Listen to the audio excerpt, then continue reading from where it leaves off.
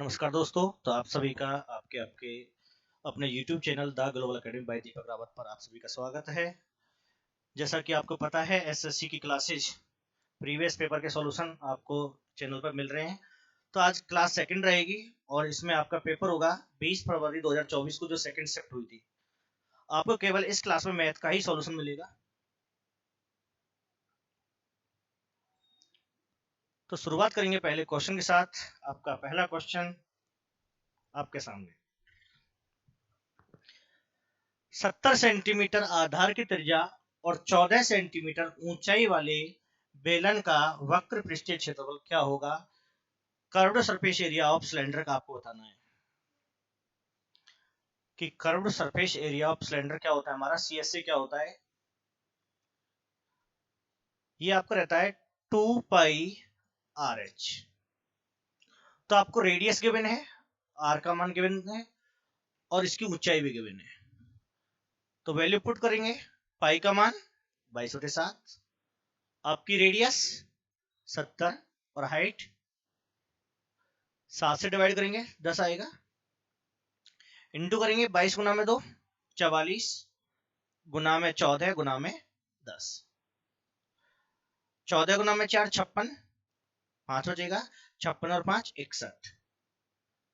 तो 6160 वर्ग सेंटीमीटर आपका क्या होगा? बेलन का वक्र पृष्ठीय क्षेत्रफल क्या होगा? सिलेंडर का टोटल सरफेस एरिया क्या होता है अगर टोटल की बात करते हैं तो? 2 pi r bracket r plus h. Total की बात कर रहा हूं। अगर वॉल्यूम की बात करते हैं,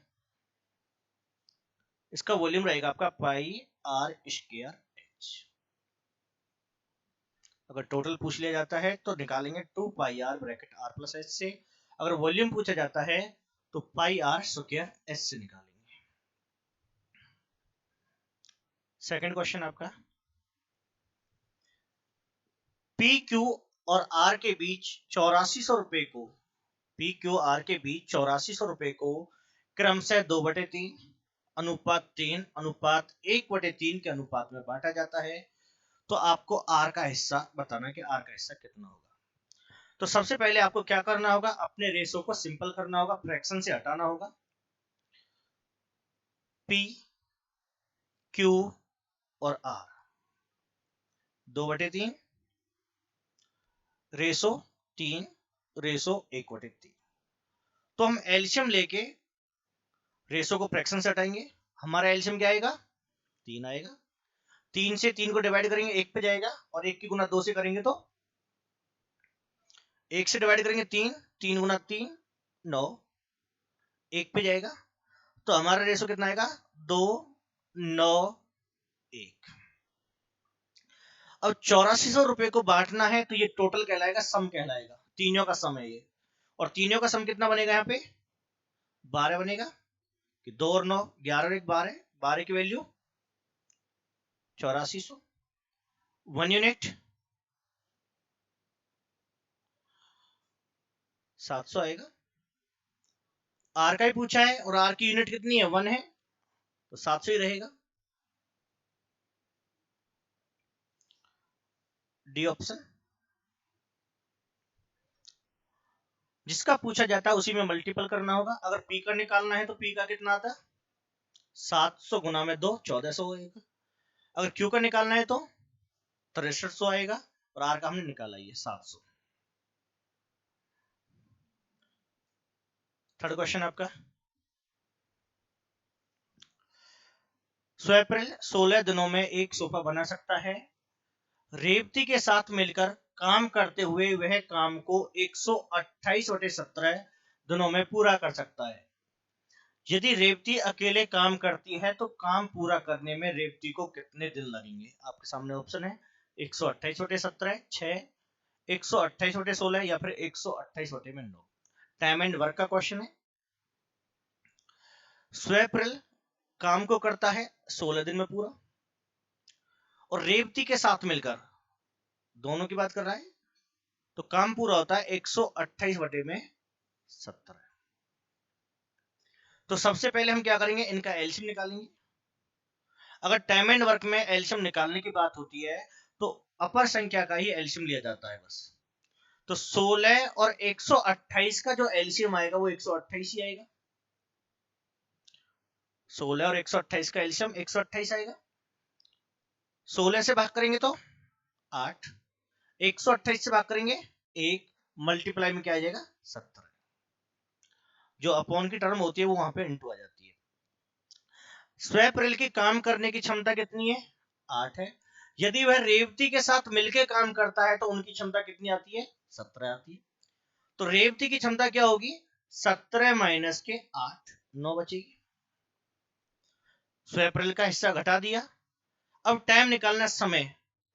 अगर रेवती अकेले काम करती तो कितना समय लगेगा? समय निकालने का फॉर्मूला क्या होगा? वर्क डिवाइड बाई इफिशियंसी क्षमता रहेगी। वर्क कितना है? 128। इफिशियंसी कितनी आई? 9। तो 128 बटे में 9 और आपका यहाँ पे डी ऑप्शन क्या रहेगा? फिर सही होगा।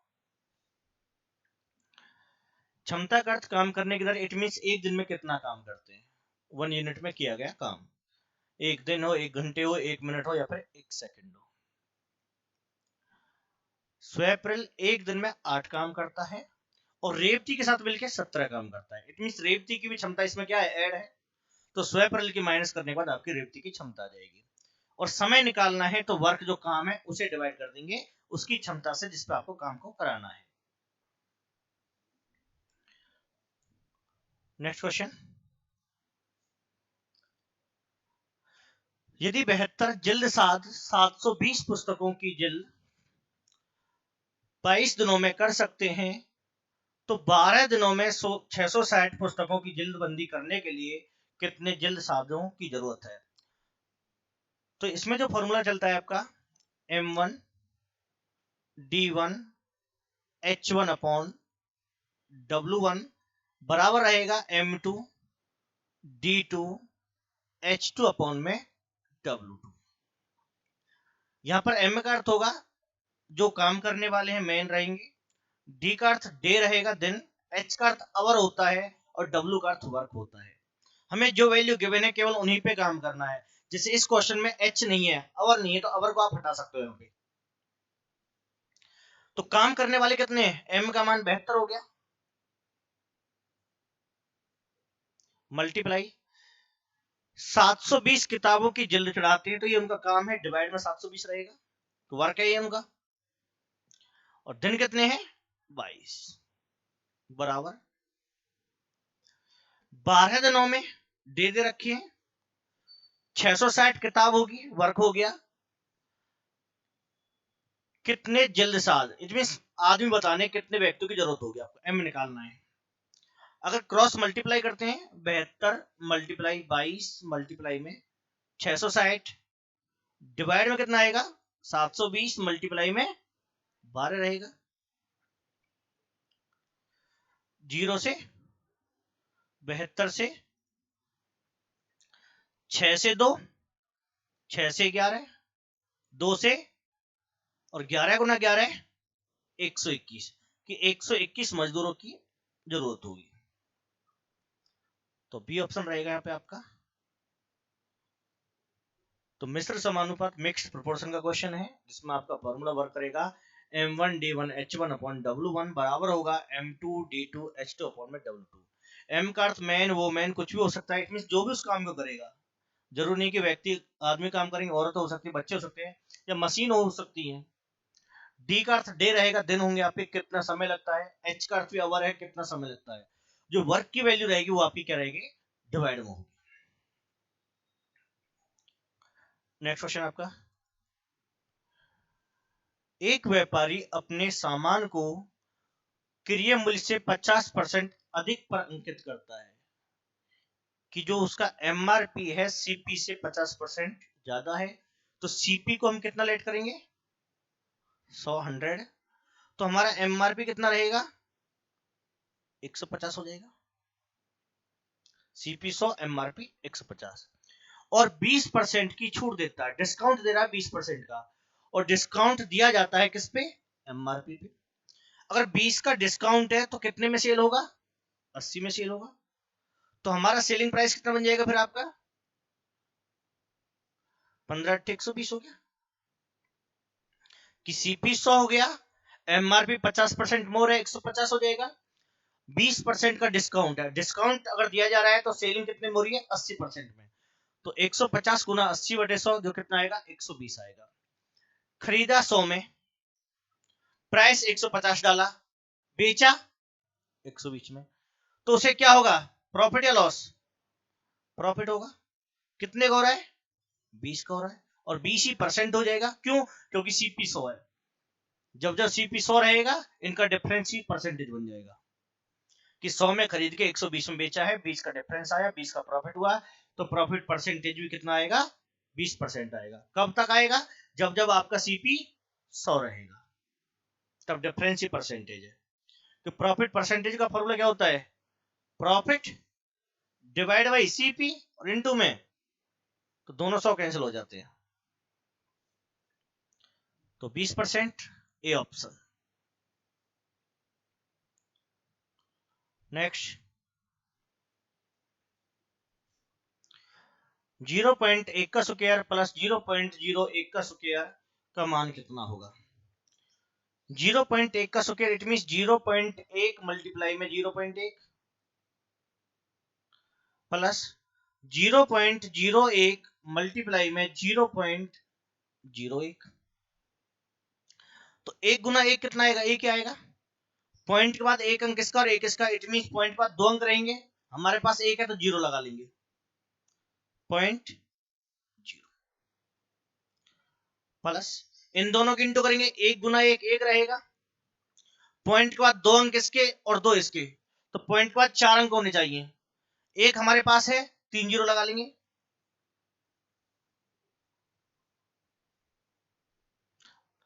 एडिशन करेंगे कितना आएगा? 0.0101। ऐड करने का तरीका 0.01, पॉइंट के नीचे बिल्कुल पॉइंट आएगा, पॉइंट से पहले 1 0 है, पॉइंट के बाद 0.001, ऐड करेंगे 1.010, तो 0.0101, आंसर बी ऑप्शन। अगला क्वेश्चन, एक वस्तु का अंकित मूल्य एमआरपी उसके क्रय मूल्य से 60% अधिक है, यदि उस पर 20% की छूट दी जाती है तो लाभ परसेंट कितना होगा? अगेन फिर से सेम क्वेश्चन है, एक जैसे दो क्वेश्चन दे रखे हैं, तो सीपी कितना रहेगा? फिर से 100 रहेगा, एमआरपी कितना हो जाएगा? 160 हो जाएगा। अब डिस्काउंट हो गया 20 का, तो इनटू में कितना आएगा? 80/100, कैंसिल आउट कर लिया, तो हमारा सेलिंग प्राइस कितना बन गया? 128 आ गया। खरीदा कितने में था? 100 में, बेचा कितने में? तो कितने का प्रॉफिट है? और यही हमारा क्या बन जाएगा? क्यों बन जाएगा? क्योंकि सीपी 100 है, तो 28% बी ऑप्शन। आपका अगला क्वेश्चन, 9,000 रुपए 80% की वार्षिक दर से चक्रवृद्धि ब्याज अर्धवार्षिक रूप से संयोजित पर उधार दिए जाते हैं, तो 12 महीने का सीआई कंपाउंड इंटरेस्ट क्या होगा, ये आपको बताना है। सबसे इंपॉर्टेंट पहले तो अर्धवार्षिक की बात करते हैं, हाफ ईयरली की बात करते हैं कि हाफ ईयरली में क्या होता है,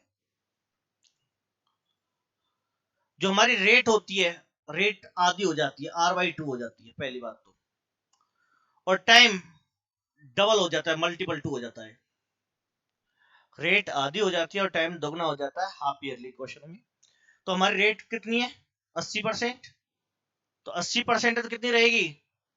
40 हो जाएगी फिर हमारी। टाइम है 12 महीने, 12 महीने का अर्थ है 1 साल, और 1 का डबल कितना हो जाएगा? 2 हो जाएगा।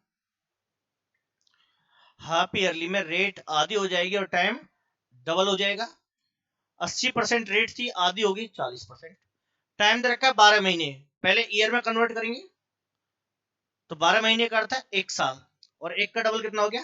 2 हो गया। इसकी अगर परसेंटेज को हटाते हैं तो कितना आएगा? 40 के बटे में 100, और डिवाइड करने के बाद कितना आएगा? 2/5। 40% है, 40/100 हो जाएगा, एक एक जीरो कैंसिल हो जाएगा, 2 से भाग करेंगे तो 2/5। हमारा प्रिंसिपल कितना है? 9,000 रुपए, जिस पर रेट लगा देंगे कितना? 2/5, क्योंकि फॉर्मूला क्या होता है? प्रिंसिपल मल्टीप्लाई में रेट होता है,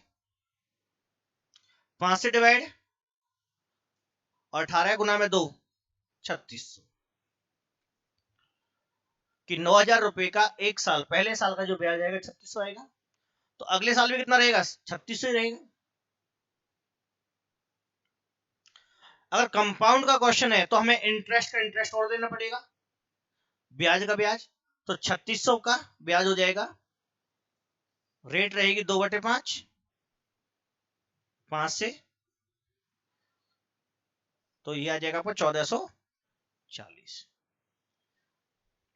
तो टोटल इंटरेस्ट कितना हो गया? सीआई की बात करेंगे, 3600 जमा 3600 7200 प्लस में 1440 कितना आएगा? 8640।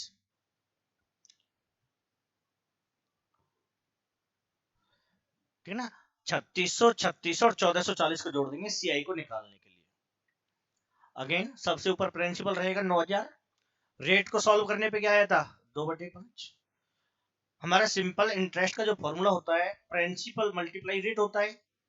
प्रिंसिपल 9,000 है और रेट को हमने सॉल्व कर लिया 2/5 है, कैंसिल आउट करने के बाद कितना आया? 3600। तो 3600 रुपए हमारा पहले साल का ब्याज होगा। और सिंपल इंटरेस्ट आप भी जानते हो कि हर साल बराबर होता है, तो मैंने अगले साल का ब्याज भी निकाल दिया, 3600 ही आएगा। फिर ये तो हो गया 2 साल का सिंपल 7200, 3600 जमा 3600। लेकिन सीआई का क्वेश्चन है तो हमें ब्याज का ब्याज देना पड़ेगा, तो आपका जो पहला 3600 आया था उसका ब्याज और निकाल देंगे, 3600 प्रिंसिपल बन जाएगा और इसकी रेट क्या रहेगी? 2/5। कैलकुलेट करने पे कितना आ गया? 1440। और तीनों को जोड़ने पे हमारा टोटल इंटरेस्ट हो गया 8640, दोनों का सीआई। अगला क्वेश्चन,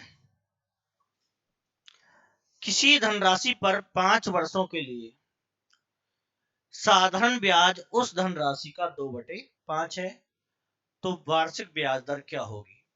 कि हमारा जो सिंपल इंटरेस्ट है राशि का, प्रिंसिपल का 2/5, ये गिवन है आपको। तो रेशो वाले केस से हमारा एसआई कितना बनेगा? 2 रहेगा, एसआई 2 बन जाएगा, और हमारा प्रिंसिपल कितना जाएगा? 5 आएगा। कि साधारण ब्याज एसआई, धनराशि प्रिंसिपल का अर्थ गुना रहेगा 2/5, और इन दोनों के बीच में क्या रहेगा? इक्वल रहेगा, दोनों की तुलना कर रहे हैं। तो एसआई 2 बन जाएगा, प्रिंसिपल 5 हो जाएगा। टाइम कितना है? तो सिंपल इंटरेस्ट का formula P R T divide by, तो एसआई का मान, प्रिंसिपल, रेट, टाइम डिवाइड, तो 5 गुना 5 और 25 से डिवाइड हो गया, क्रॉस कर देंगे, 8% रेट हो जाएगी।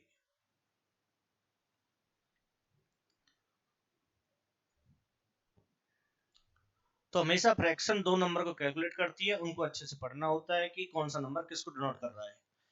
सबसे पहले जो आ रहा है ऊपर वाले नंबर की बात करता है, बाद वाला नंबर नीचे वाले की बात करता है। कि साधारण ब्याज राशि का अर्थ है मूलधन का 2/5 है। पहले साधारण ब्याज आया तो ऊपर वाला मान साधारण ब्याज का हो जाएगा, बाद में मूलधन आया तो नीचे वाली वैल्यू मूलधन की रहेगी।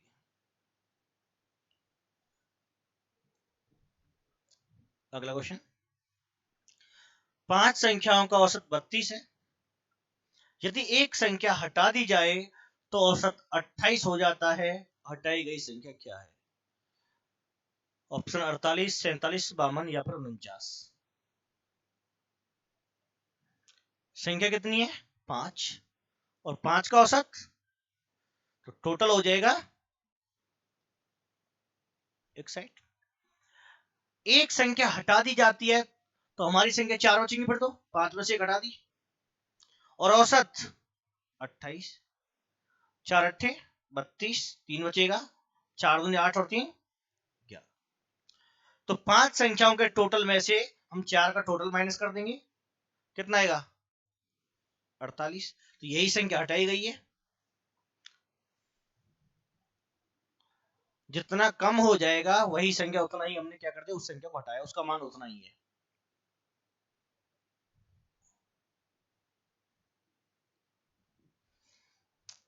अगला क्वेश्चन, विद्यार्थियों की वह अधिकतम संख्या ज्ञात कीजिए जिनके बीच 1003,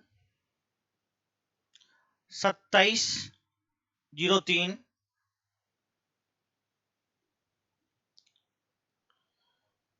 कैंडी इस प्रकार बांटी जा सकती है कि प्रत्येक विद्यार्थी को प्रत्येक चॉकलेट और कैंडी की समान संख्या मिले। तो हमें इस क्वेश्चन में क्या निकालना होगा, एचसीएफ निकालना होगा समान संख्या बांटने के लिए। और एचसीएफ हाईएस्ट कॉमन फैक्टर, वह बड़ी से बड़ी संख्या जो दी गई संख्या को भाग कर दे। तो हमारे पास चार ऑप्शन है, इन चारों ऑप्शन में से ऐसा कौन सा नंबर है जो दोनों संख्याओं को भाग करेगा, बताइए। 17। चारों नंबर प्राइम नंबर है, चारों के चारों, तो केवल एक ही नंबर से डिवाइड जाएंगे, चारों में से कोई सा रह सकता है, 19, 29, 17 या 33। इसके लिए आपकी कैलकुलेशन तेज होनी चाहिए, किस नंबर से भाग जाएगा। डिफरेंस ले लो, डिफरेंस के बाद भी भाग करना होगा, 0 0 डिफरेंस ही हो गया। अब ये देख लो डिफरेंस किस ऑप्शन से भाग जा रहा है, क्योंकि संख्याओं का जो एचसीएफ होता है वो संख्याओं के अंतर से अधिक नहीं होता, या तो डिफरेंस रहता है या फिर उसका फैक्टर होता है। तो 1700 अंतर आ गया, 1700 किससे भाग जाएगा हमारा, केवल 17 से भाग जाएगा, आंसर हो जाएगा यहाँ पे। अगला क्वेश्चन, 3 नोटबुक और 6 पेन का मूल्य 3000 रुपए है, उतने ही पैसों से, इसका अर्थ क्या है यहाँ पे 3000 रहेगा, तो 3000 की बात हुई थी।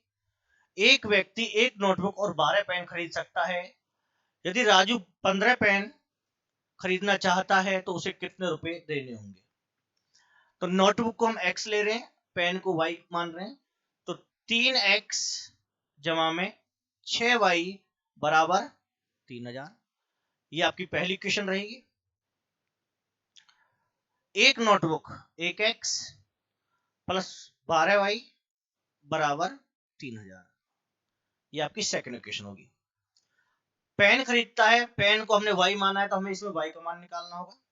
अगर y का मान निकालना है तो हम x की वैल्यू क्या कर देंगे, सेम कर देंगे, तो इसमें मल्टीपल कितने को हो जाएगा, 3 का।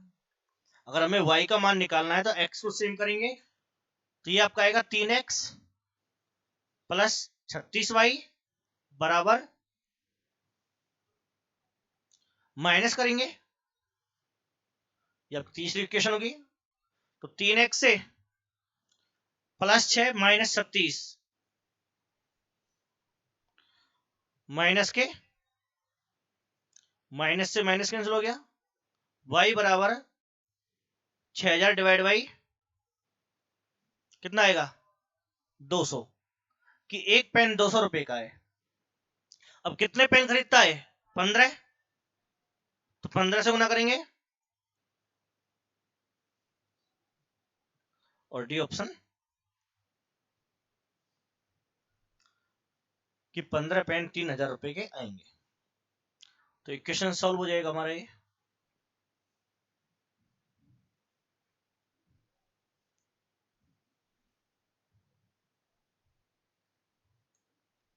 अगला क्वेश्चन, यदि 6 पेन का क्रय मूल्य 5 पेन के विक्रय मूल्य के बराबर है तो लाभ या हानि परसेंट बताइए। 6 का सीपी बराबर है 5 का एसपी, तो रेशो के हिसाब से सॉल्व करेंगे तो सीपी कितना बनेगा हमारा 5, सीपी इधर वाला रहेगा, और एसपी कितना बनेगा 6। तो प्रॉफिट या लॉस, प्रॉफिट हो गया 1 का, परसेंटेज बनाएंगे 1 डिवाइड बाई सीपी इंटू में, और 5 से डिवाइड करेंगे तो 20%, तो 20% प्रॉफिट। बी और डी पे ध्यान रखना है, प्रॉफिट की बात है कि प्रॉफिट हो रहा है, तो ए और डी तो वहीं गलत कर देने, तो 20 और 10 में से आंसर लाना है, तो 20% प्रॉफिट। अगला क्वेश्चन, 32 से पहली सभी अभाज्य संख्याओं का औसत क्या होगा। अभाज्य प्राइम नंबर होते हैं, और प्राइम नंबर कौन से होते हैं? जो केवल एक और अपने आप से भाग होते हैं। तो स्मॉलेस्ट प्राइम नंबर कितना होता है? स्मॉलेस्ट प्राइम नंबर, सबसे छोटी अभाज्य संख्या हमारी 2 होती है। तो प्राइम नंबर की जो शुरुआत होगी वो 2 से रहेगी। 2 के बाद 5, 19, आपको केवल वही नंबर लेने हैं जो केवल एक और अपने आप से भाग होते हैं। तो एवरेज निकालने के लिए क्या करना होगा? सम करना होगा। डिवाइड में क्या रहेगा? टोटल नंबर रहेंगे। तो सभी का सम कितना हो जाएगा? 30, 20, 50, 20, 70, 80, 90, 100, 110। 110 तो ये हो गया। 2 और 3 5 और 5 10, 17, 18, 21, 28 और 9 37, 40, 49, 50। तो टोटल हो गया हमारा ये 160। और टोटल नंबर कितने हैं ये? तो 11 से भाग करेंगे। 11 कम 11, 50 हो जाएगा। 14 पॉइंट, तो 14 पॉइंट में एक ही ऑप्शन है, 14.54। पूरा डिवाइड करने की कोई जरूरत नहीं है। आगे वाला नंबर 14 14 आ रहा है, तो एक ही ऑप्शन चल रहा है 14 में। तो पॉइंट के बाद का तो 54 ही आएगा, कुछ अलग आए तो यही टिक कर रहा है आपको। तो प्राइम नंबर कौन से रहेंगे? जो केवल एक और अपने आप से भाग होते हैं। सबसे छोटी अभाज्य संख्या 2 रहेगी, एक नहीं होती, ध्यान रखना इस बात को। नेक्स्ट, दो संख्याओं का गुणनफल 720 है और उनका एचसीएफ 4 है, तो एलसीएम क्या होगा? तो दो संख्याओं का गुणनफल, product of two number, equal होता है एचसीएफ मल्टीप्लाई एलसीएम। ठीक है, दो संख्याओं का गुणनफल हमेशा बराबर होता है एचसीएफ गुना में एलसीएम। तो गुणनफल कितना है? 720। एचसीएफ कितना है?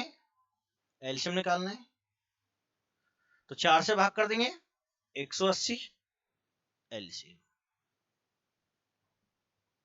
ये ऑप्शन।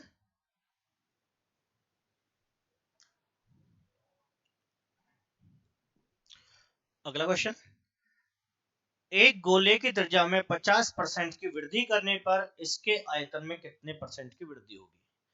क्वेश्चन कह रहा है यदि हम रेडियस को 50% इंक्रीज कर देते हैं तो इसका वॉल्यूम कितने परसेंट इंक्रीज हो जाएगा? तो 50% कितना आएगा? 1/2 रहेगा। तो इसकी एक्चुअल रेडियस कितनी मानी जाएगी? यहाँ पे 2 मानी जाएगी, अपॉन वाली एक्चुअल मानी जाती है। एक की वृद्धि हो रही है तो कितनी हो जाएगी? 3 हो जाएगी। कि हम गोले की त्रिज्या को, रेडियस को 2 से 3 कर रहे हैं, तो आयतन निकालना है। और गोले का जो आयतन होता है, वॉल्यूम ऑफ स्फीयर क्या होता है? 4/3 पाई आर क्यूब। लेकिन यदि आपको आंसर परसेंटेज में लाना है या फिर रेशो में लाना है तो कांस्टेंट टर्म की कोई जरूरत नहीं होती, क्योंकि रेशो वाले केस में दोनों तरफ लगाएंगे। 4/3 से 4/3 कैंसिल हो जाएगा और पाई से पाई कैंसिल हो जाएगी। केवल क्या बचेगा? आर का क्यूब बचेगा। क्यूब कर लेते हैं, तो 2 का क्यूब कितना आएगा? 8, और 3 का क्यूब कितना हो जाएगा? 27। ये आपका पहले वाला वॉल्यूम होगा, आयतन रहेगा 8, और ये बाद का रहेगा 27। तो इंक्रीज हो रहा है डिक्रीज हो रहा है? इंक्रीज हुआ है कितना? 19। कितने से? परसेंटेज के लिए 4 से 2, 4 से 25 नंबर 225, 475 हो जाएगा। 237.5 कि 237.5% की वृद्धि होगी। और बी ऑप्शन। रेडियस इंक्रीज हो रही है तो वॉल्यूम के लिए रेडियस का क्या करेंगे? क्यूब कर देंगे। अगर क्षेत्रफल की बात होती है एरिया की, तो हम स्क्वायर करते हैं। एरिया क्या होता है स्क्वायर का? 4 पाई आर स्क्वायर होता है। 4 पाई कांस्टेंट को छोड़ देते हैं हमेशा, रेशो वाले केस में और परसेंटेज वाले में। क्लियर? कोई डाउट कहीं से दोबारा बताना हो? अगला क्वेश्चन आपका,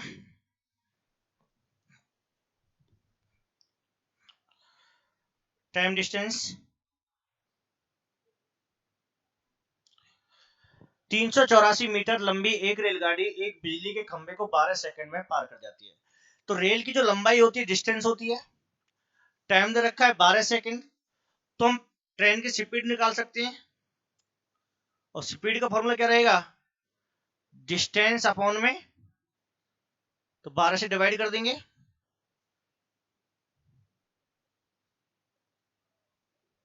32 मीटर पर सेकंड। इससे आगे क्वेश्चन है, विपरीत दिशा में यात्रा कर रही समान लंबाई की दूसरी रेलगाड़ी। अब एक दूसरी ट्रेन है जिसकी डायरेक्शन क्या है, अपोजिट है, और लंबाई कैसी है, समान है, तो फिर टोटल डिस्टेंस निकाल देंगे। एक तो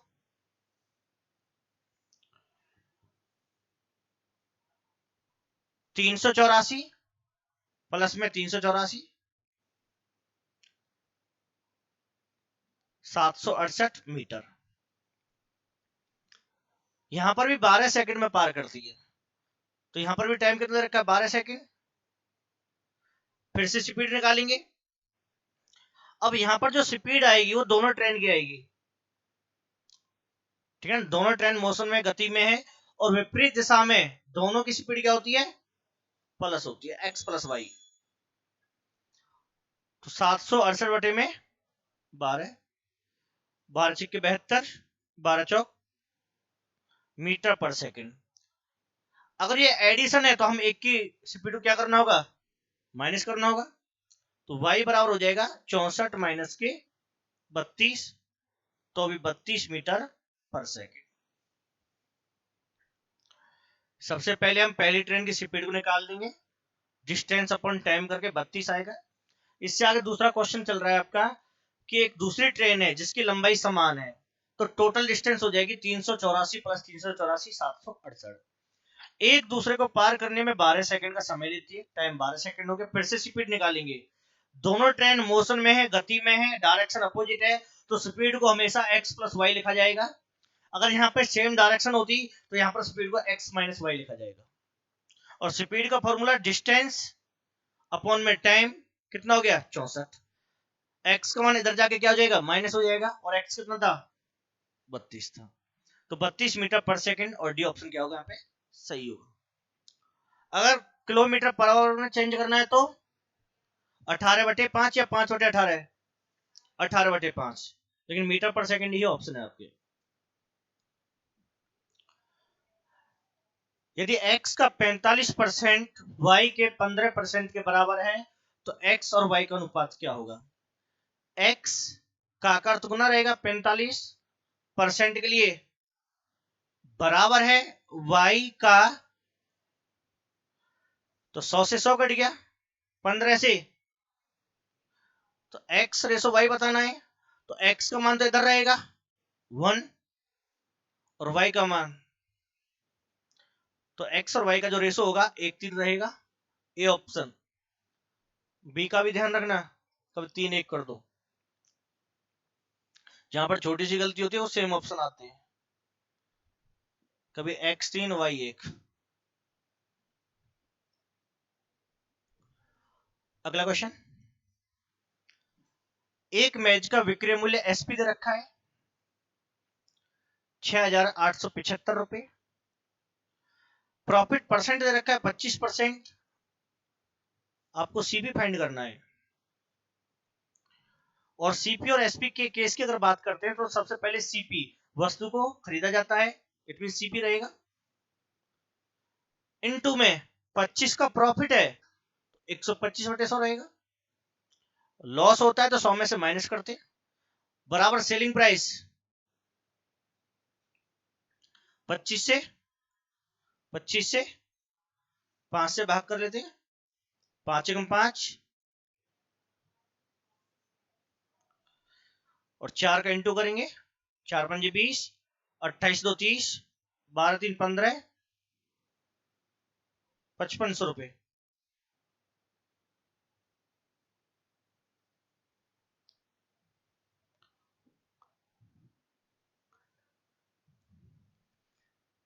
तो सीपी और एसपी वाले केस में क्वेश्चन की शुरुआत करेंगे हम सीपी से। सीपी कितना है, या गिवन हो या नहीं गिवन हो, मल्टीप्लाई में 100 प्लस के प्रॉफिट परसेंट या फिर 100 माइनस के लॉस परसेंट, डिवाइड में 100 और इक्वल में क्या जाएगा, एसपी जाएगा।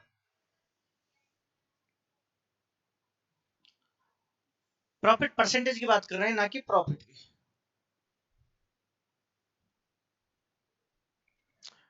आपका अगला क्वेश्चन, किसी संख्या नंबर x के मल्टीपल रहेगा 20%, मल्टीपल रहेगा 25%, बराबर है 250। तो यहां से हम x का यदि मान निकालते हैं तो x क्या बनेगा, 250 मल्टीप्लाई 100 मल्टीप्लाई 100 डिवाइड में 20 गुना में 25। जब आप इसको सॉल्व करोगे तो ये x का मान होगा, और x का मान होगा तो ये नंबर होगा, संख्या होगी। उस संख्या का, अगर ये संख्या है, संख्या का 35% कितना होगा, ये आपको बताना है। कैलकुलेट करने पे नंबर आएगा, या फिर ऐसे रख लो, इनटू में 35/100, 100 से 100 कैंसिल, 0 से 0, 25 से 25, 2 से इनटू कर लेते हैं, 0 25 15 2 1750, डी ऑप्शन। इसको सिंप्लीफाई कर लो पहले, बाद में कर लो, बात एक ही है कि x के बराबर में जो आ गया वो x का मान है, x का मान है तो वो संख्या है, चाहे आपने उसको कैलकुलेट किया है या फिर नहीं किया। तो क्वेश्चन और भी आगे है, का 35% का के लिए मल्टीपल रहेगा और 35/100 सॉल्व करने पर 1750। तो ये 20 क्वेश्चन आपके कंप्लीट है सेकंड शिफ्ट के। तो इसी के साथ आपकी क्लास भी कंप्लीट रहेगी।